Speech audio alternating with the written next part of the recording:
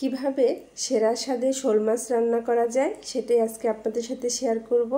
আসসালামু আলাইকুম, সবাইকে স্বাগত জানিয়ে শুরু করছি আমার আজকের ভিডিও। মাছ রান্না করতে আমরা সবাই পারি, কিন্তু এক একজনে এক একভাবে রান্না করি আমরা, তাই আমাদের স্বাদ কিন্তু এক এক রকমই হয়। আর প্রতিদিন একরকম রান্না না করে ভিন্ন ভিন্নভাবে এক এক রকম রান্না ট্রাই করলে স্বাদের পরিবর্তন হয়, খেতেও কিন্তু আমাদের ভালো লাগে, রুচিরও পরিবর্তন হয়। এই তো আমি শোল মাছ রান্না করার জন্য প্রথমে আমি শোল মাছ নিয়ে নিয়েছি। এই শোল মাছটা 1 কেজি থেকে সামান্য পরিমাণ কম আছে। এই তো শোল মাছটা কেটে এরকম একটি বাটনার সাহায্যে আমি ঘষে এটা পরিষ্কার করে নিচ্ছি, কারণ মাছ যদি কালো কালো থাকে তাহলে কিন্তু দেখতে ভালো লাগে না। দেখেন মাছটা কিন্তু খুব অল্প সময়ে খুব ভালোভাবে পরিষ্কার করে নিয়েছি। এখন এই মাছটাকে আমি ছোট ছোট করে কেটে নেব। আজকে আমি যে রান্নাটা করব এজন্য ছোট ছোট করে কাটলে বেশি ভালো লাগে খেতে, তাই আমি ছোট ছোট করে কেটে নিচ্ছি। মাছ কাটা হয়ে গেছে। এখন যে মাছের মাথাটা আছে এটাকেও আমি ছোট করে কেটে নেব। তা না হলে হবে কি, এই মাছের মাথাটা মাছগুলোকে ভেঙে ফেলবে। এই তো মাছের মাথাটাকে আমি ছোট করে কেটে নিলাম। এই তো দেখেন মাছগুলো আমি কিভাবে ছোট ছোট টুকরা করে নিয়েছি। এখন আমি মাছগুলোকে ভালোভাবে পরিষ্কার করে নেব।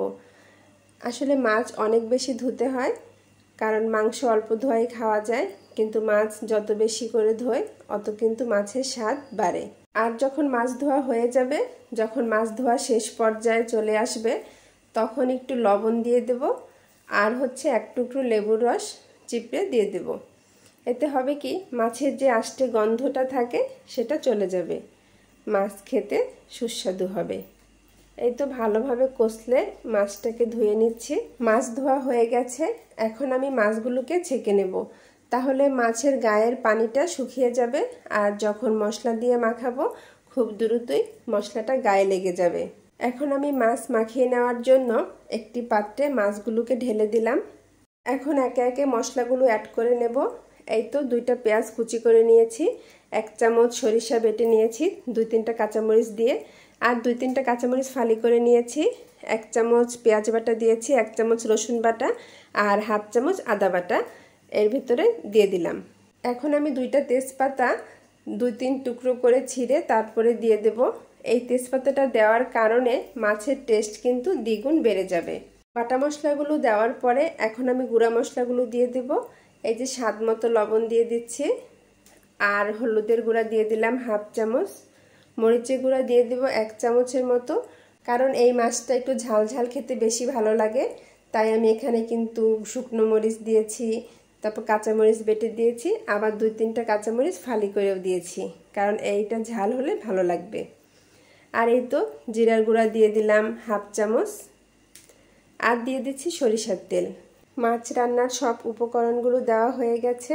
এখন আমি খুব ভালোভাবে মেখে নিচ্ছি। যত ভালোভাবে মাখা হবে মাছের গায়ে মশলাটা কিন্তু তত ভালোভাবে লেগে যাবে, এতে মাছের স্বাদটাও বেড়ে যাবে।